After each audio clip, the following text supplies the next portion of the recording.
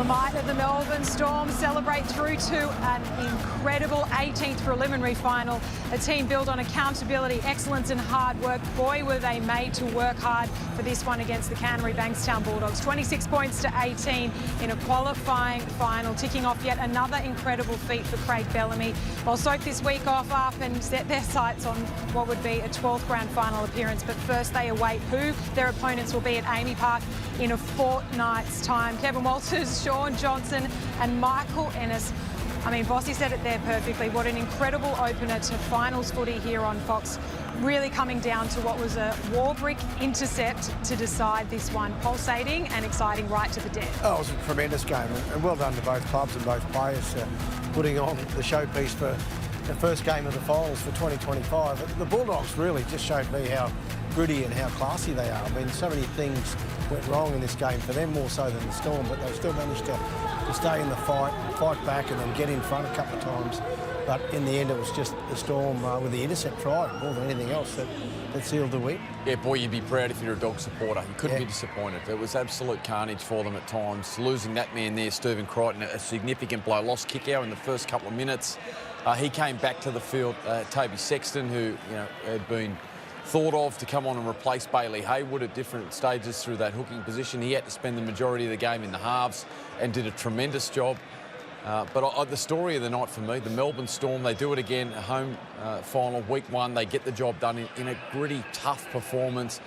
And the performance from their halfback, I thought he was man of the match tonight. Jonah Pezzett coming in, no Jerome Hughes tonight.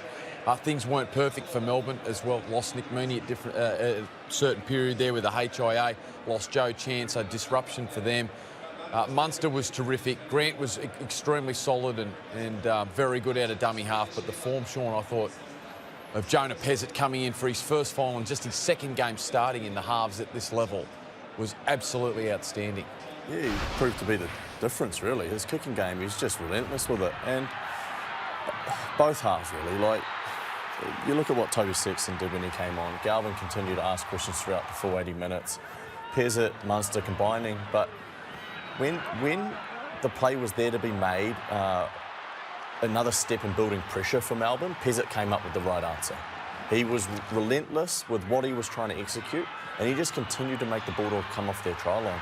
When you do that to a side, it doesn't allow them to get their footy on, gets fatigue in them, and you can start teeing off them defensively. So, yeah, a really impressive 80 minutes put together by Pezzett, but then Munster down the stretch, I thought he went after the contest. Yeah, we spoke about that pre-game. When there's a game there to be won, he was the guy wanting to get his hands on the ball, not the highlight plays, but the gritty plays to get his side in positions that, ultimately would ice themselves the game. So, yeah, to be honest, I'm not sure I've actually ever watched a game like we've just watched.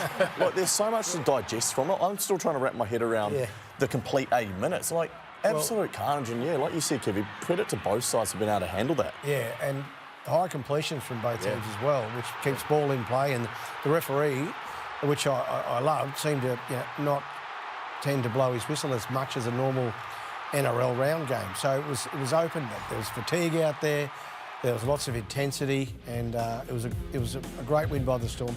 28 from 28 when they were in front at half-time. That's an amazing stat from the Storm.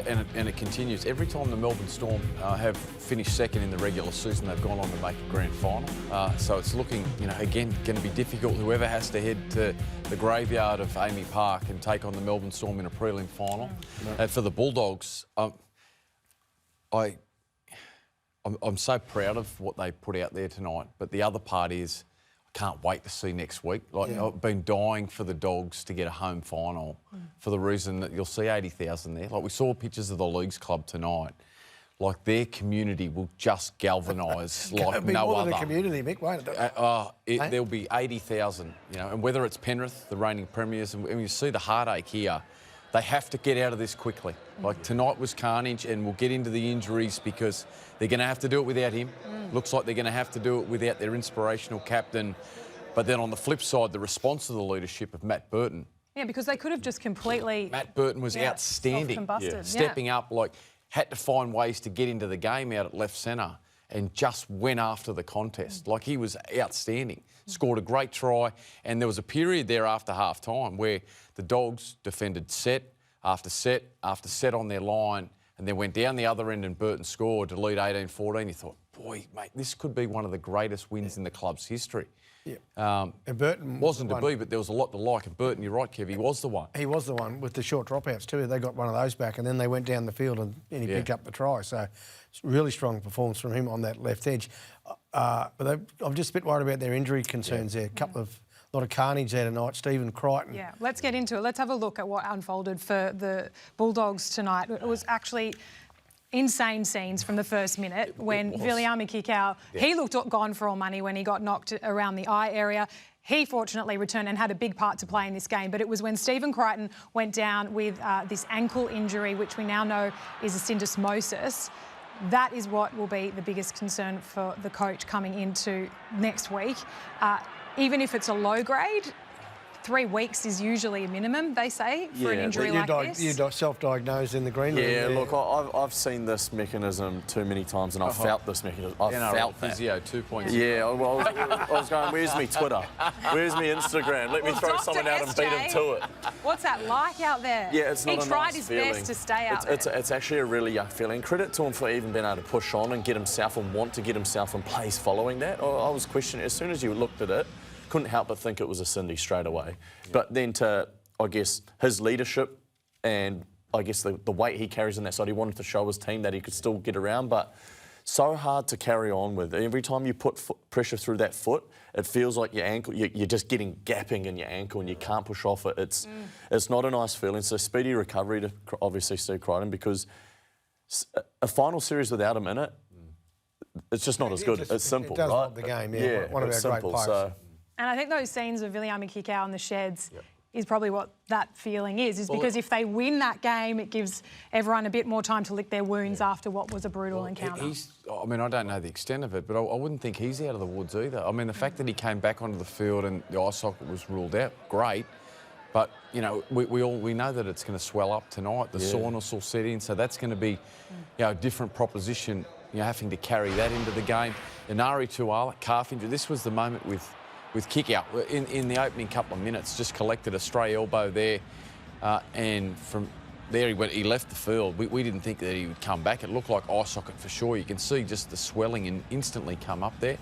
But great that he was able to come back. So obviously we'll find out more about Kikau in the coming days. Tuala left the field with a calf injury. They're already without Marcelo Montoya. Great news that Bronson Cherry will come back. So that's a big plus for them. The other part of it is the way that Burton was able to hold his gloves up at left centre, he's world class, isn't he? Like at centre.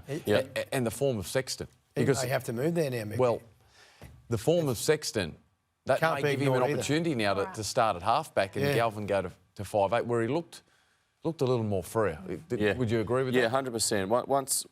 Once that shift happened, there was clearly a shift in the way that the Bulldogs started to attack. It was clear-cut. A lot more we were commentating around how lateral it all was pretty early, but as soon as Sexton came on, straightened them right up and started to ask some questions at inside shoulders. But Kikau, I spoke early game about Kikau and the layers to his game. Yeah, he showed us something special tonight. Like you think about your leaders, you think about the players that are contagious in your playing group.